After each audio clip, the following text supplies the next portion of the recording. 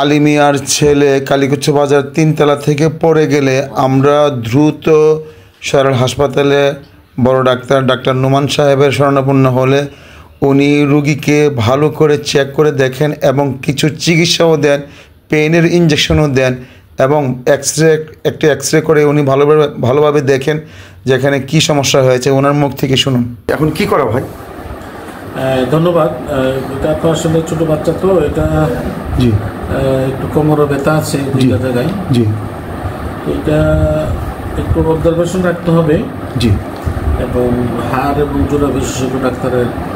এখন কি বলতে চাচ্ছেন এই হাসপাতালে হবে না, এটা ব্রাহ্মণবাড়িতে হবে? হাসপাতালে আমরা হয়তো এখন তো ব্রাহ্মণবাড়ি নিয়ে খুব বেশি বেনিফিট পাবেন না, আমরা আপাতত রাখি আজকে দিনটা যান। জি জি জি কালকে হয়তো আমরা দেখি যদি ইমপ্রুভ না হয় তাহলে সদর হাসপাতালে। থ্যাংক ইউ ভাই।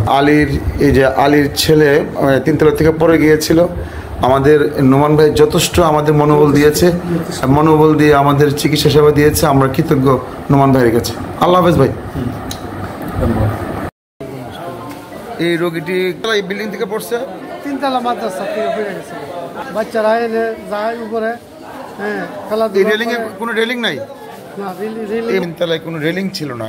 এই রেলিং না দেওয়াটা কর্তৃপক্ষের অবহেলা, এতে করে একটা রোগী আজকে মরণাপন্ন অবস্থা। এই কালীকুচ্ছ বাজার মাদ্রাসা থেকে এর আগে আরো 2 জন পড়ছে। আমি যে মাদ্রাসার কর্তৃপক্ষ বা যে বিল্ডিং এর মালিক ওনাকে বলবো আপনারা একটা রেলিং এর ব্যবস্থা করুন। মানবিক লিটন ভাই, আল্লাহ হাফেজ।